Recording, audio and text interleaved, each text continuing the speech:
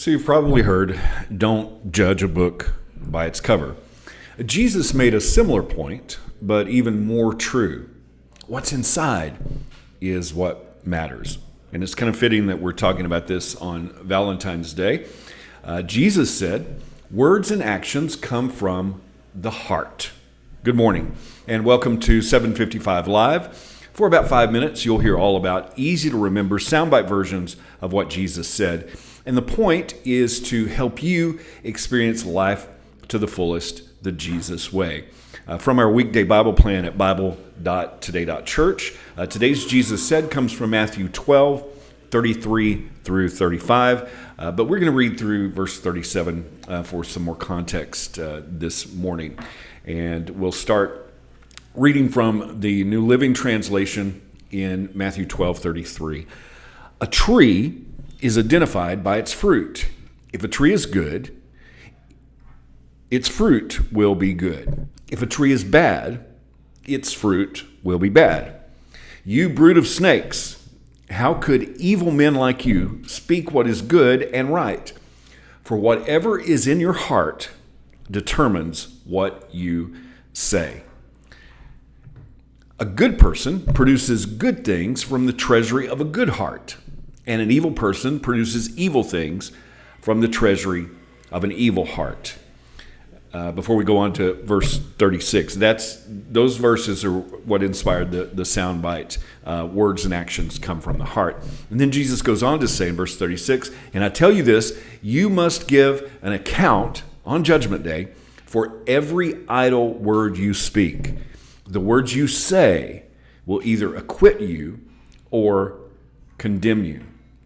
So Jesus is making a pretty intense point here about how important this is. And I think the question that we need to ask ourselves is, where's the fruit?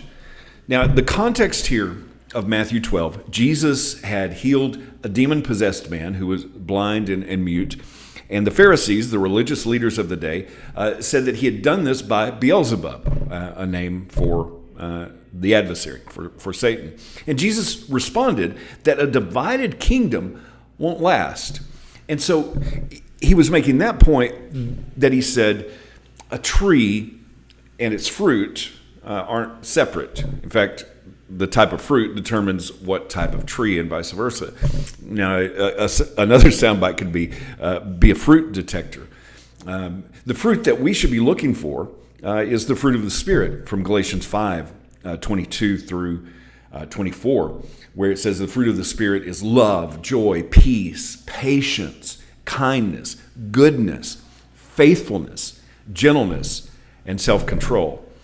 And Jesus is saying that our words, our actions, come from the heart. And so if our heart is being led by the Spirit, then we will see the fruit that we just talked about, love, joy, patience, peace, and all of that. But if not, it can get very confusing. In fact, James talks about this confusing dichotomy in James 3, verses 7 through 12, where he says, people can tame all kinds of animals, birds, reptiles, and fish, but no one can tame the tongue. It is restless and evil, full of deadly poison. Sometimes it praises our Lord and Father, and sometimes it curses those who have been made in the image of God. And so blessings and cursing come pouring out of the same newsfeed, the same mouth. Surely, my brothers and sisters, this is not right. Does a spring of water bubble out with both fresh water and bitter water? Does a fig tree produce olives or a grapevine produce figs? No. And you can't draw fresh water from a salty spring. You see, the point is, it's all about the fruit.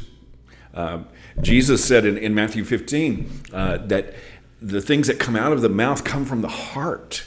And that's what defiles a man. And out of the heart comes all kinds of evil. And we see that fruit even in our words. And words and actions come from the heart.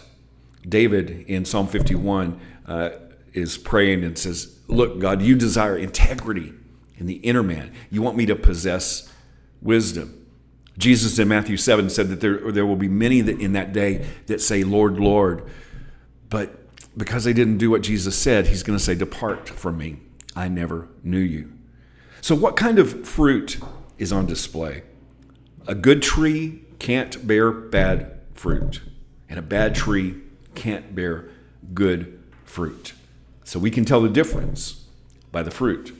Jesus said, words and actions come from the heart. How can you put that into action today? Thank you so much for listening. If this is meaningful to you, it really does mean a lot when you like it, when you share it, when you comment. I really appreciate you. I hope that you have an amazing day, and I hope this time together has helped you live life to the fullest, the Jesus way. And I hope that you have an amazing Valentine's Day today. And remember, follow Jesus today. Love first.